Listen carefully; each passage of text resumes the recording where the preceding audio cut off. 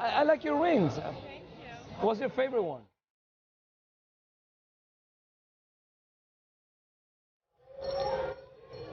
Ring the bell. Gently, gently. Again. Nothing asleep, nothing. Gone. Wait, slowly. Look at my hand. Slowly. I close my hand. Oh my God, it's gonna come back, it's gonna come back. Wave the bell of Mr. Gently, and it's gonna come back. Check it out. Oh, wait, wait. You know why the bell rings? Why? Because there's a ring in the bell.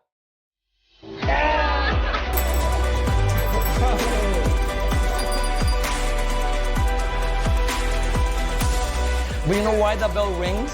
Why? Because inside the bell there is a ring.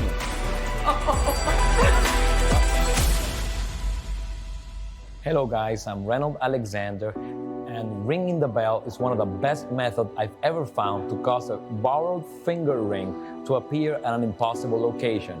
It is fast, direct, memorable, visual, and very easy to do. Here's what happens. You ask to borrow a spectator finger ring. You cause the ring to vanish. Then you take a bell that has been sitting on the table the whole time. You ring the bell in order to cause the ring to reappear, but it doesn't reappear. You ring it again, it doesn't come back. You ring it one more time, it doesn't come back. Then the spectator finds his ring between the clapper of the bell.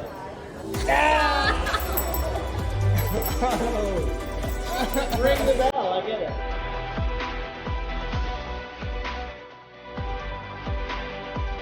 Ringing the bell is very easy to do. If you can ring a bell, you can do it.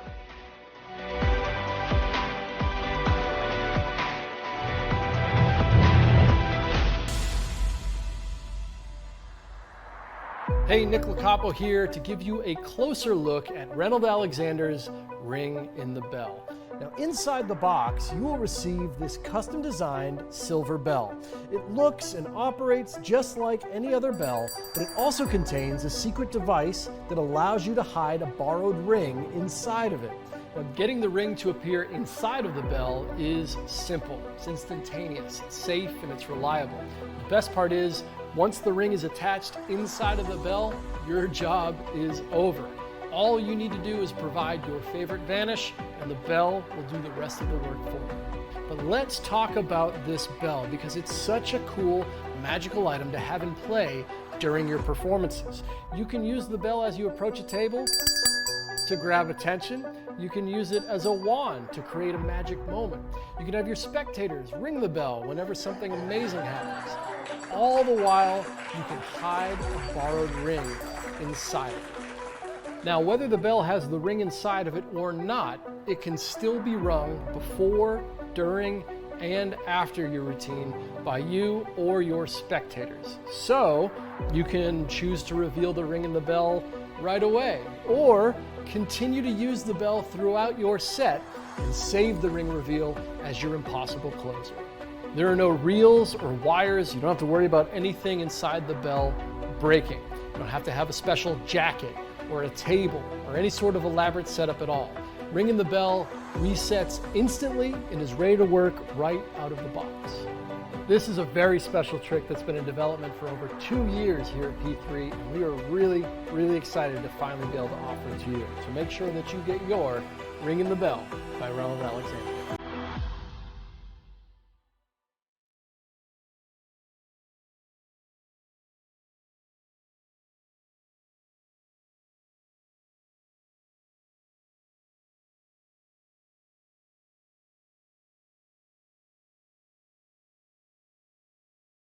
Hey, what's going on? Nick Lacapo here, and welcome to the explanation for Ring in the Bell by Reynold Alexander.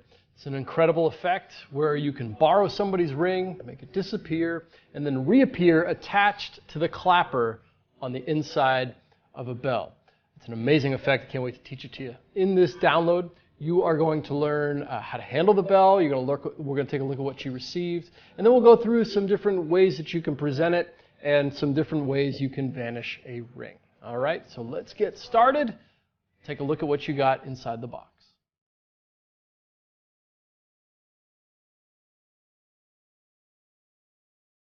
Let's dive inside this box and take a look at what you got. But before we do, just wanted to mention that in this instructional video, all the performances you'll see are with the creator, Reynold Alexander. Now, the bell that he is using in those performances is going to look different than the one that you received. And that's okay, because the bell that Reynold is using was the original prototype for this trick. And since then, we've spent years to try to find the right construction of this bell.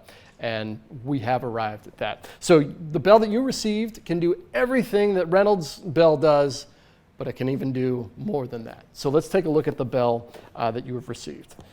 So the box opens up, you're gonna get a bell, and then there's also gonna be a, we'll call it the clapper in this case. It's gonna look like a little hook with a ring on it. Other than that, the box is empty, okay? So let's take a look at the bell. The bell doesn't ring, but that's because the clapper has been removed from the inside of it. If you look down on the inside of the bell, the clapper has been replaced with a magnet.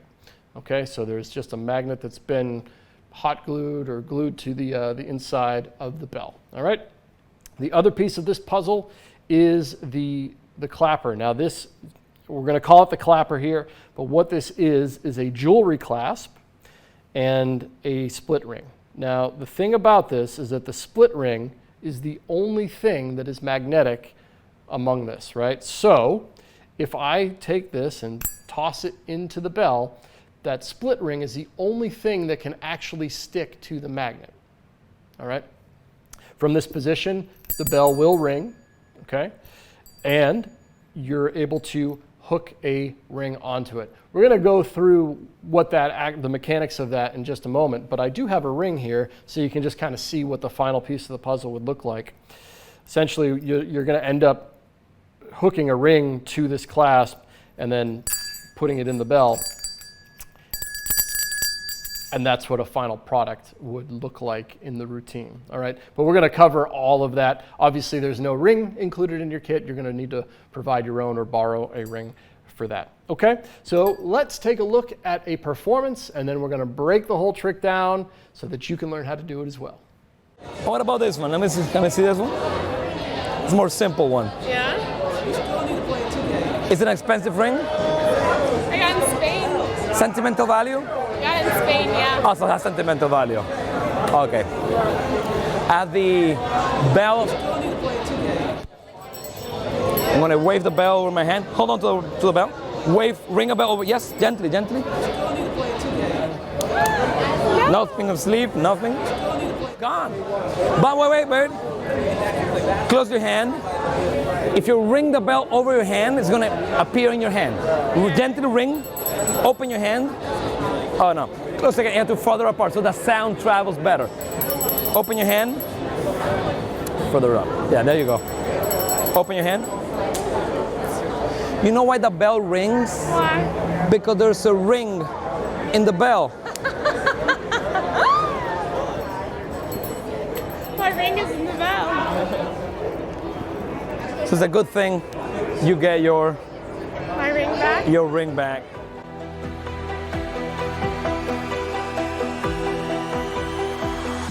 There's a lot of great things about this routine. One in particular that I love is that there's really no setup at all to be able to perform this effect, and it resets instantly, so you're able to just hit a lot of tables in one night and continually do this routine.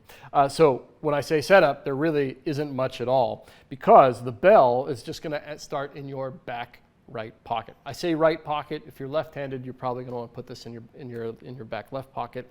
But for this routine, we're going to be putting the bell on my right side. All right. So to get set up for the trick, you're just going to take your clasp, toss it in the bell, and then put the bell in your back pocket. Now I'll turn around here briefly. You're just going to leave it sticking out. I think you should be able to see that where the mouth of the bell is sticking out of your back pocket. Now, it doesn't matter. There's another great thing. You don't need to have a jacket on, right? You can just leave this back there. You can have a jacket on. It's not going to get in the way of anything as well. So that's how you're going to start to do just the basic routine, all right? So let's talk about how you get into the trick. First thing you're going to do is you're going to need to borrow a ring. Let's talk briefly about the rings for a second here. And then I think a little bit later, maybe I'll show you a couple other examples. The clasp that you received can really fit just about any size ring. That said, I don't think there's any reason to go after like a Super Bowl ring or something really small. It'll probably work with both. It's just that, you know, you might as well just stick within that average size. And in fact, I think one time in certain tricks where you do borrow rings, you can possibly get into trouble sometimes when you just say, hey, who's got a ring I can borrow? Because then a lot of times if somebody does have a crazy ring, somebody's gonna like, oh no, I'm gonna get them with this one, right? And they might bring out something wild that you might not wanna use. Also, you might wanna look for a guy's ring, so you're not dealing with any sort of stones that could possibly fall out of somebody's ring. So what I like to do is just kind of scan around, find a ring that I like, right? And then you're gonna ask to borrow that particular ring. That way it's not just such of a wild card, right? You kind of see what you want and go after that ring. That's just some advice from me. But that said, really any ring will work for this routine. So under that guise of trying to find a ring is when you're going to take the clasp out of the bell in your back pocket. So maybe somebody in front of me here has a ring that I want to borrow. Hey, do you think it would be possible if I borrow your ring? And as you do, it's kind of the same question as like, who has a ring I can borrow, right? You're kind of searching your own body for something, or like, do I have maybe could I borrow your ring? Under that is where you're going to reach back into the bell and just simply take the clasp out of it, all right? There's plenty of misdirection to get that out. Now, if you don't feel comfortable doing that, you can simply just start with this in your hand, right? So there's two ways to start the routine there. You could just have it in the bell in your back pocket, or just keep it in your hand. Really simple, all right? But that's the way that I would take the clasp out of the bell if you want to start with your hands empty. Who has a ring I could borrow? Or hey, do you think I could borrow that ring? You're going to make a very minimal amount of noise. If you're working in any sort of environment, you know all that. It's just going to completely go away. So don't worry about it if you're practicing by yourself at home, which is probably most of us at this point. Okay, so you just want to get the clasp in your hand. Now you're going to borrow the ring. There's really no move to get the ring onto the clasp. That's what we're going to be doing next, is getting the ring attached to the clasp. Let's talk about the operation of the clasp, and then we'll talk about, you know, some more misdirection you can use to actually get the ring onto the clasp. So the clasp works in two ways. One is that you can pull this down and it will open up so that you can put a ring on it, okay?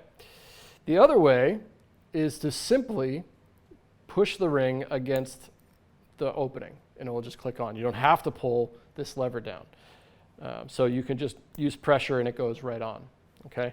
So I'm doing it this way. You could also be in a situation where you're just clicking it on over the top, right? Whatever is most comfortable for you. In sharing this routine with some friends over the past couple of years, I find it really easy to pull down on the stick, but in sharing it with some other friends, they really didn't think that the stick was something they felt comfortable using. They just like to push it on. So whatever you find easier is what you should go with. I don't think there's a right or a wrong way to do that. So you'll want to get the clasp in your hand in a position so that you can attach it to the ring. Now, there's a lot of ways to make this really easy. You take the ring and you're just going to look at it and ask the spectator a question. It's pretty easy. Hey, what's the significance of this ring? Or hey, where'd you get this? Or you know, man, I think sometimes we miss opportunities to find out some really cool information from our audience, and at the same time, we'll give you 2 minutes to just put the stupid clasp on the ring, right? So don't burn by this. You know, oh, this is a really great ring. What is that, a sapphire? You know, so what I do is I ask the question, and then I relax and just bring the ring to the center of my body to where this clasp is. Really, I mean, as you can see, my fingers are just hiding everything as I push the clasp onto the ring. And that's it. And just talk with your spectators. Find out about the ring. There's really no move. Don't make a move out of it. just be casual and place the clasp on the ring. It's really nothing to it. Talk to your spectators. Once the clasp is on the ring, here's a couple ways that I like to hold it. I like to put the ring on my finger. And let me show you what's going on behind there, right? Now, I have a ring here that's like a decent size for my fingers, and I have, you know, probably average size fingers. So most rings I can kind of at least put on the tip of my finger. But I like to just kind of casually hold it with the clasp hanging behind it, right?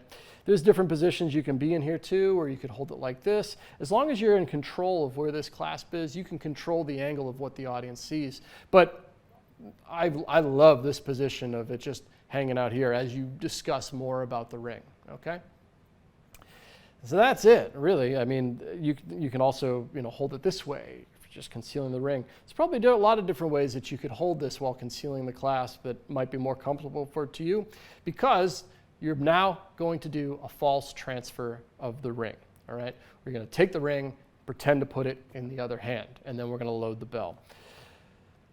So here is the breakdown of that. We're going to do a very simple false transfer. Now, I'm going to cover the false transfer in a little bit more detail later on in this instructional video. I'm sure most of you out there are familiar with the false transfer, but the sequence that we're going to do here is pretend to put the ring in your opposite hand as you go to get the bell, okay? And then we have a lot to talk about here in this sequence, but I think for right now, we're just going to kind of go right through it. All right, so you have the ring in your hand, you're going to pretend to put it in this hand, and then you're going to go back and get the bell, all right?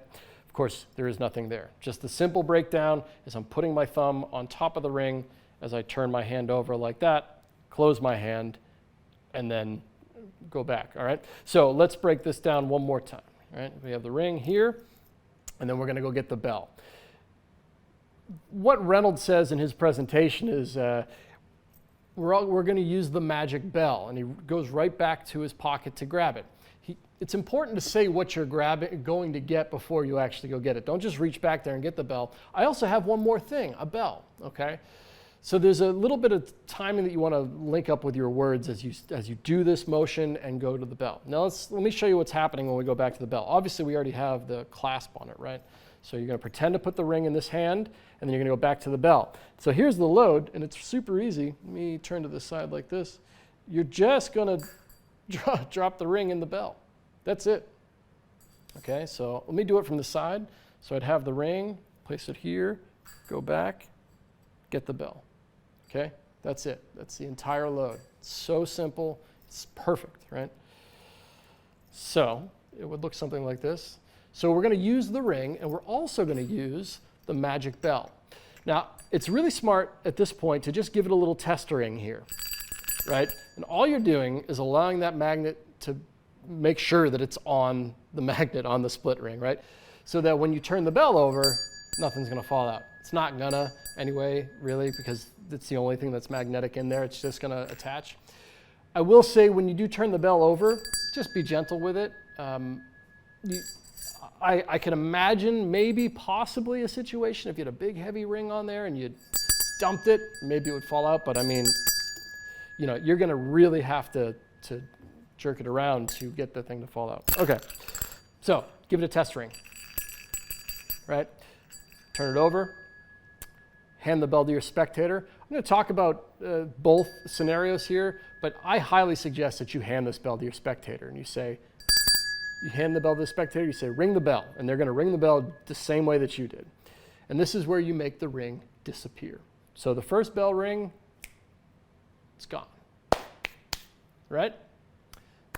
Pretty impressive trick. You say to them, we're going to make the ring come back.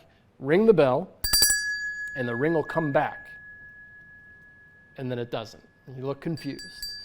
Close your hand again. You say, ring the bell again. Open your hand. The ring doesn't come back.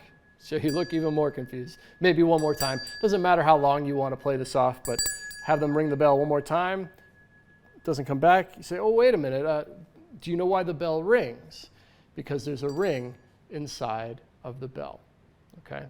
Now let's talk about this sequence a little bit more, and how to handle your spectator. Because the best part here is that once you have the ring inside the bell, this trick is essentially over. Okay.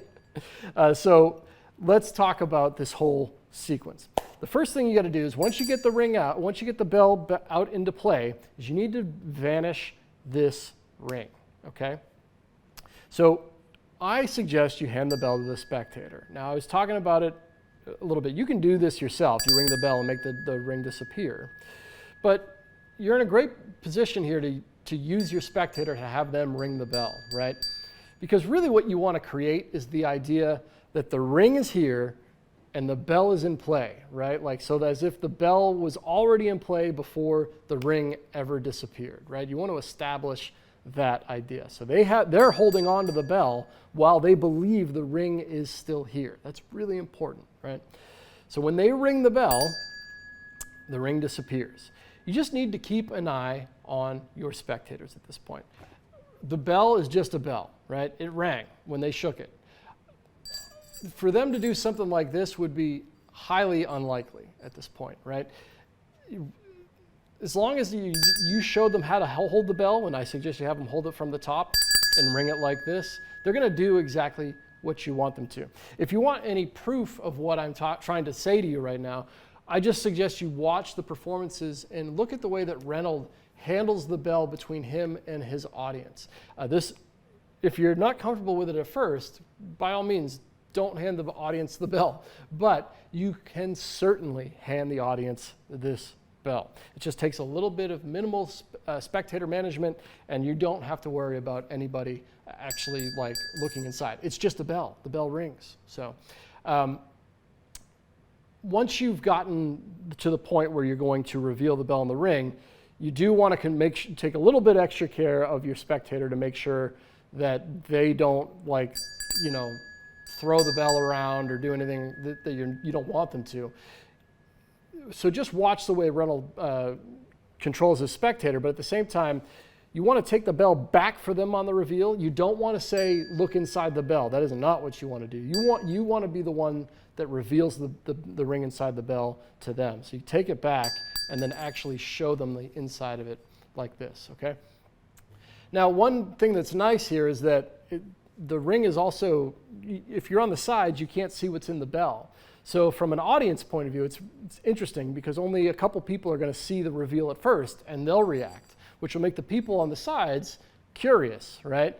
And so make sure to show everybody nice and slow that the ring is inside the bell. And it's one of those reactions that kind of spreads across the room, so it's really fun.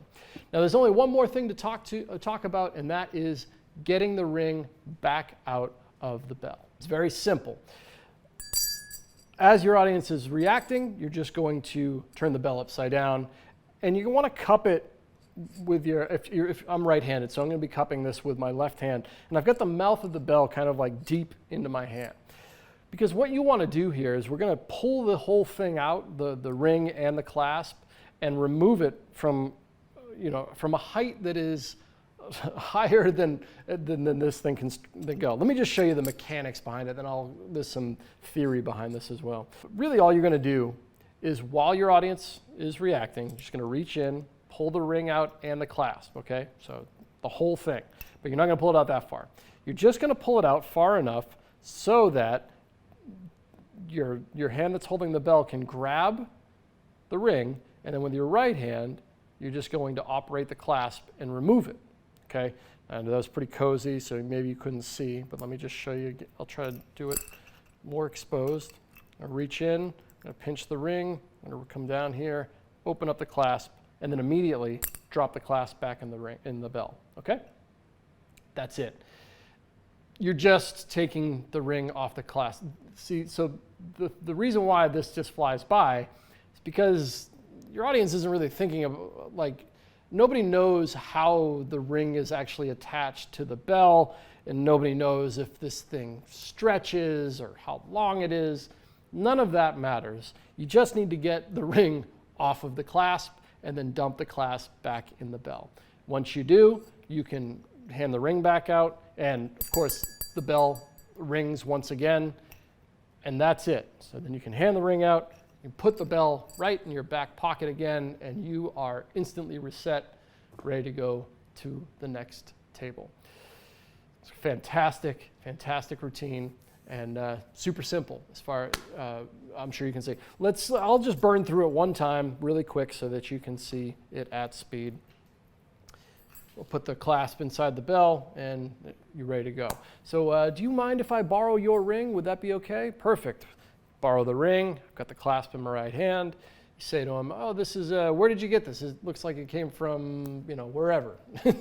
I'm just burning through this so you guys can see. All right, so we have your ring and we also have the magic bell, all right? So what I want you to do is just ring the bell and your ring disappears. Ring the bell again, and it's gonna come back. Check it out. Oh, wait a minute. Here, ring the bell again. It's gonna come back. Wait a minute, oh, you know why the bell rings? Because there's a ring inside of the bell. I want a ring, not a finger on a ring. You gotta grease it up. Is it an expensive ring? No, it's sentimental value at least? That is true. It's very Give me sentimental. sentimental value. No, it's very sentimental. It's our wedding. He's just gonna smash it. Engagement ring Okay. slash wedding ring. If I ring the bell. And it goes back to your hand. Open your hand. Uh-oh. No, come close. Close your hand. No. Close your hand. Open your hand. Open your hand. That's slick. Oh, no, give me your hand. Hold. No, hold on. Wait. Your hand, no, this the hand. Close your hand. Ring the bell. Gently. Open your hand. Close again. Higher. Now. Open your hand. One last time. Open your hand. Oh. Does it ring the bell? Does it ring the bell? Ring the bell, I get it. That is. Yeah, it's a pun. It's a pun. Yeah. And here is your ring back, and we get a happy ending.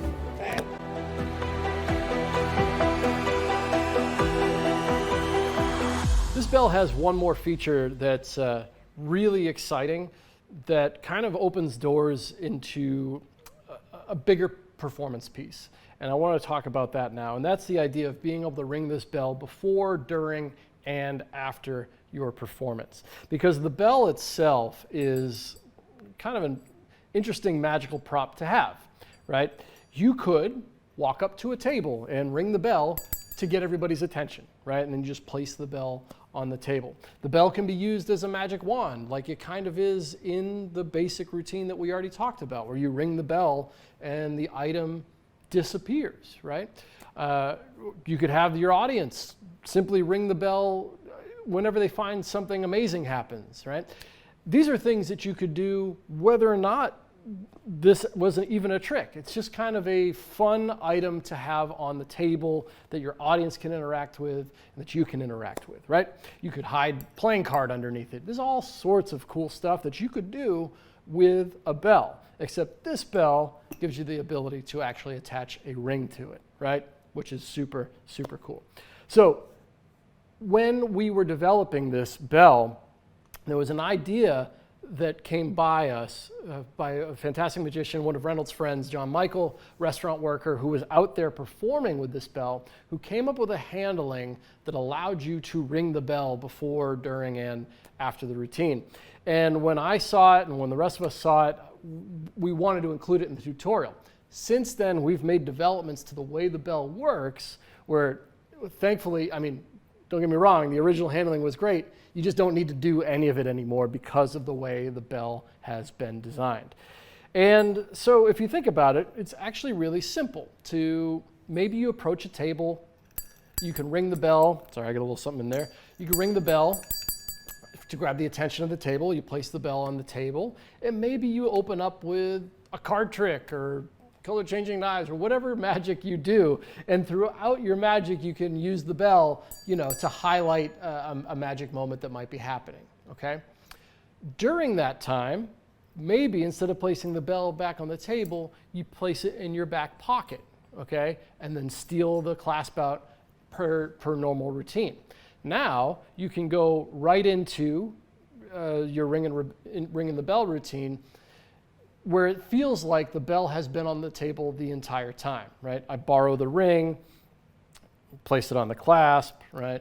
I'm going to do the false transfer and the load, and then the bell's back on the table and can ring per normal. Make the ring disappear. You already know the trick. But what I'm trying to get at here is that you can branch this bell out further than just a single routine, where the bell could exist on the table at the beginning of your set, you can ring in the middle of your set, and then maybe you can close with the bell at the end. Another example is along the same lines of, you may have seen performers that will, maybe at the beginning of their show, borrow the ring, make it disappear, and say, well, that's it, see you later. And it's kind of a fun little joke, as if you're going to leave the table, which usually gets a laugh. Where you can immediately follow up and say, no, I'll give you a chance to win your ring back, right? Which again is something really funny, but it allows you to transition to another trick, right? Meanwhile, you've already borrowed the ring and loaded it in the bell, right? So that when you bring this out with the ring on the bell, this can be used throughout whatever routines you're doing off the table or wherever, where the spectator is actively ringing the bell with their ring inside it as you do other magic, and then come back to this at the very, very end, right? So I just want you to get the idea of possibly creating a thread with the bell throughout your performance. I think particularly table side, it's a really interesting prop to have kicking around. There's a lot of fun things you can do with it. Like I said, again, you could even load, a playing card or something underneath the bell while the spectator's ring's even in it, and they wouldn't even know, which is crazy. And so that's what I wanted to get at here, was just put it in your set and play around with it. Now, there's one more thing to talk about here, and that is creating a bit of time distance. You'll notice everything I just talked about there has distance between the ring vanishing and revealing it in the bell, right? That's an important piece when it comes to this style of magic, right? And you can change the distance between something vanishing and reappearing by the style of vanish that you use. So let's talk about a few different ways to make the ring disappear.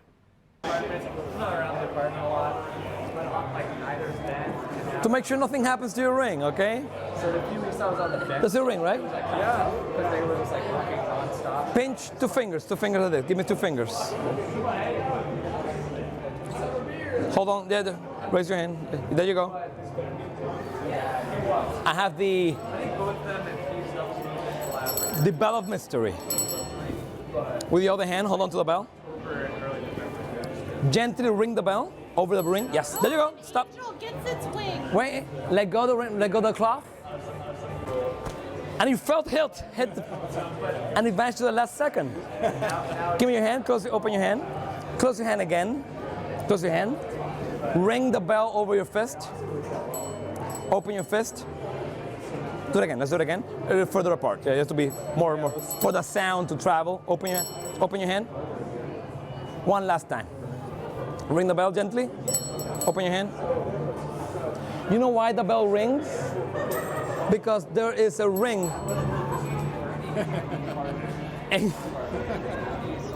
in the bell.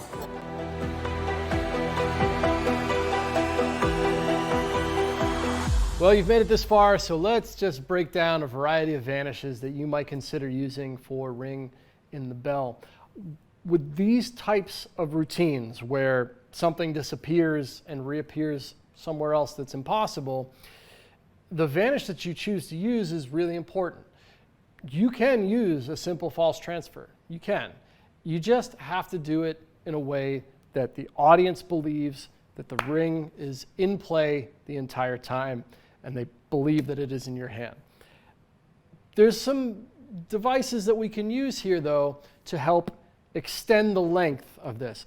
The longer you leave a ring in your hand, the less likely your audience is going to believe that the ring is still in your hand, right? So there's some other things that you can do that might increase that length of time of believability. So let's break down just a few that I've thrown together here, and we'll also talk about the retention advantage. Let's just talk about the false transfer, aka this retention vanish that we're going to be using.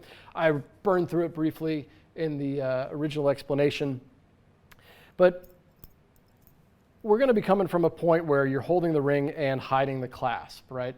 So unlike other false transfers that you might do, you can't display the ring in your hand cleanly like this because you'll be showing the audience the clasp, right? So you're going to be coming from a position of hiding the ring in your hand to here, okay?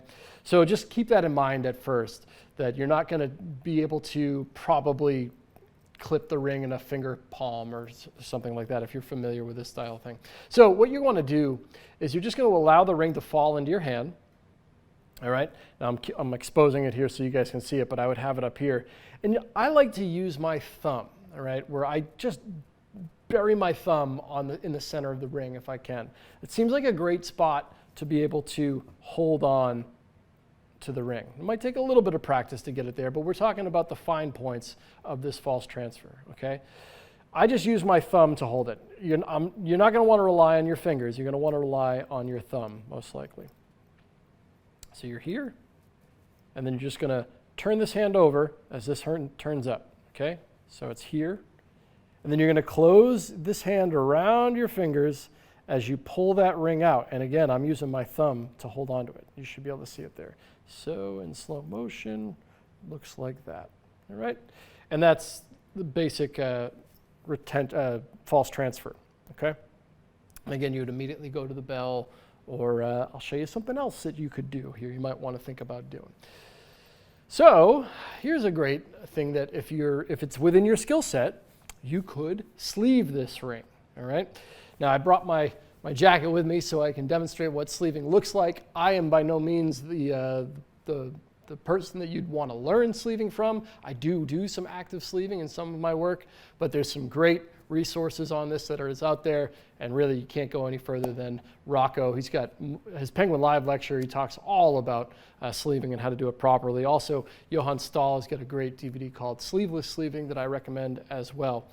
But sleeving would allow you to pretend to put this ring in your hand and then show this hand empty before you go get the bell, right?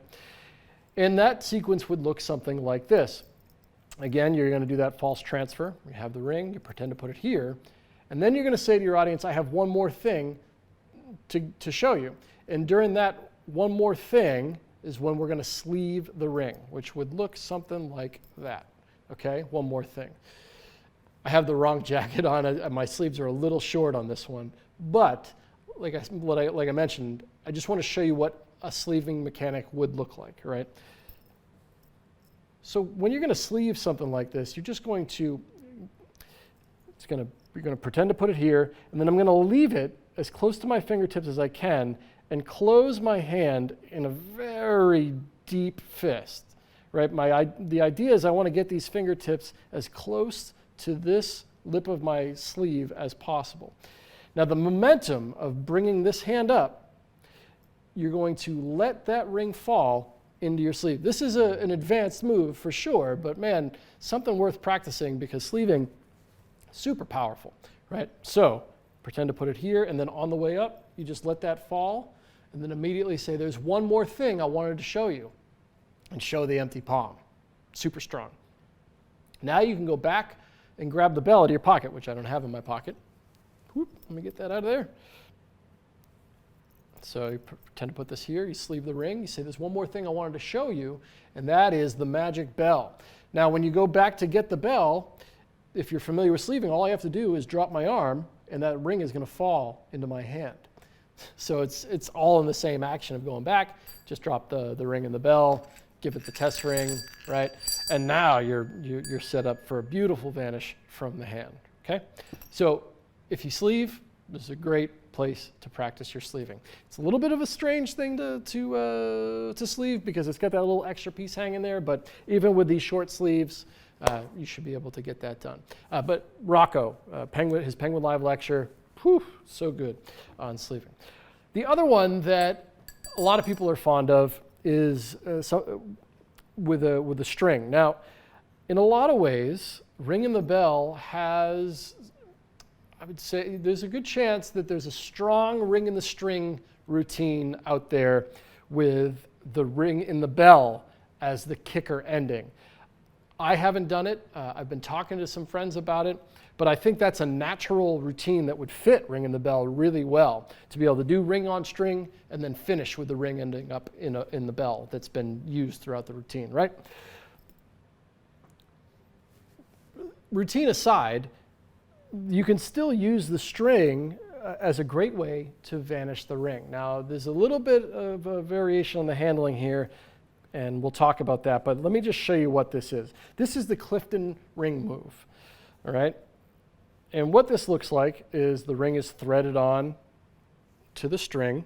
I'm going to show it to you without the clasp at the moment, and then we'll get into the clasp. But the idea behind this great vanish, this is a fantastic classic vanish at this point by Emil Clifton. The idea behind this vanish is that you're going to take you show the audience that you have the ring on the string, right? And then to further secure the ring, right, I'm going to wrap the string around my hand here, so that it can't come out. And then, of course, the ring penetrates the band and then disappears. I did that slightly poorly there, but I will break down exactly what you need to do this, all right? This is a fantastic move that, man, a lot of people have been using for a long time that you can use just to do a ring vanish, all right? The idea behind it is you're going to place the ring on the string, okay? And then you're going to place the ring in your hand. But when you do, you want the ring to fall slightly towards the pinky side, okay? You can start with it here, and maybe as you turn your hand over, you let it fall slightly, but ideally you want that ring to fall about to here as you close your hand around it. And then you're just going to turn your hand over. From here, you're going to start with, again, I'm right-handed, I'm going to start with the right side, throwing this piece of string over the back side of my hand, and then I'm going to clip the string here between it doesn't quite matter what fingers you clip it between, but as you do, you're going to be turning this over the back side of your hand, but what you're really doing is using your hand here to cover the opening in your fist where that ring is, where you're just going to simply let that ring drop. The piece that people, and I probably did at the beginning there, is you kind of, a lot of times you'll see people flail and open their hand. This hand here is here to cover all of that motion. Don't reach in and grab the ring, just let the ring fall into your hand, okay? As you continue to carry the string across the backside of your hand. You can give it a tug, have the spectator hold on to the string, and then you'll go in your back pocket to load the bell. Now, of course, this doesn't quite work the same way with the clasp on it, so let me just show you. I'm just sharing this here as an idea. This isn't something that I've actively played with, but again, I do think it has a natural fit here. So if you're out there and you do ring on the string, maybe there's something I think we should be thinking about. So you're going to have to hide the clasp, right?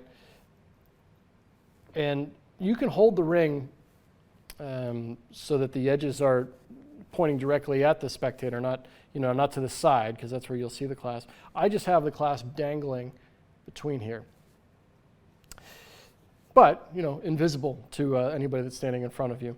From there, I would just take the string, place it through the ring, and then you can hold it and give it a tug like this, right? So that you can show that it's on the string. You can't do quite a fair display that you might want to, but this is still very convincing. From here, you also can't show the ring cleanly in your hand, but I think it's fine to just dump the whole thing in your hand and keep your fingers turned so that they can't see everything that's going on in here, right? As long as this hand is empty, the ring must be here.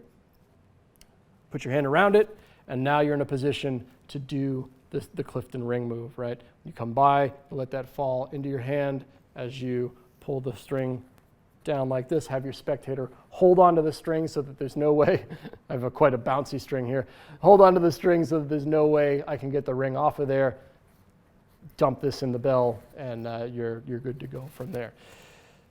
But what this allows is a nice, you can see how you could have your hand wrapped up for a little bit longer than possibly just having the ring hanging out in your hand, right? So maybe the string is something you want to look at, or if you do ring on string, maybe this is something that can get your gears turning.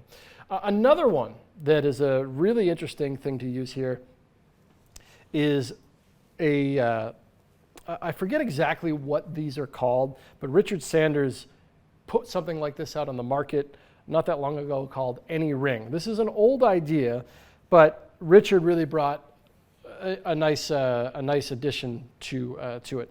What I have here is just a handkerchief, but in the corner, you're not going to be able to see it. There is a ring that is sewn. Let me pull it back into the corner of the handkerchief. All right.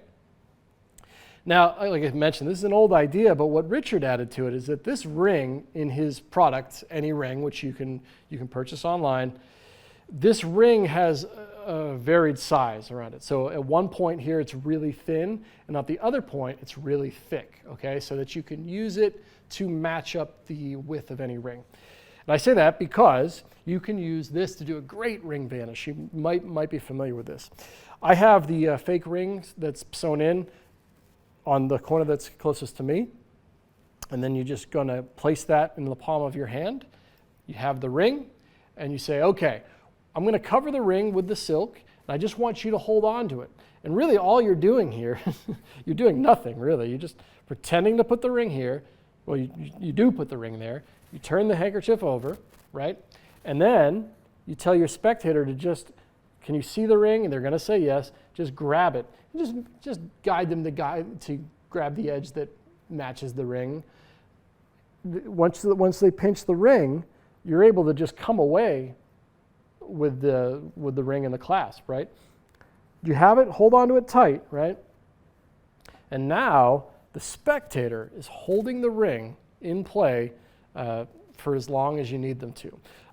The great thing about this, of course, then you would load the bell and bring it out and do all the things. I actually have a performance of Reynold performing this. You may have already seen it, or it might be coming up after this. I'm not quite sure where we're going to put it in the tutorial yet here, but you can actually see Reynold use this in a performance.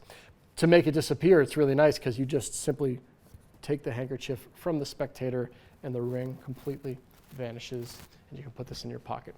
This is a great way to vanish a ring. Only two other ones that I wanted to mention here, and that is there was a product that came out not that long ago called Vanishing Ring by Sans Minds, which is a jewelry box that you can place the ring in, and then I believe you're able to steal the ring out somehow. I've not actually seen how it works, but I always heard good things about it. Always wanted to get one myself. If you have one of those, might have a nice home for this. And last but not least, one that I think was kind of gone by the wayside these days is the Magic Rattle Box.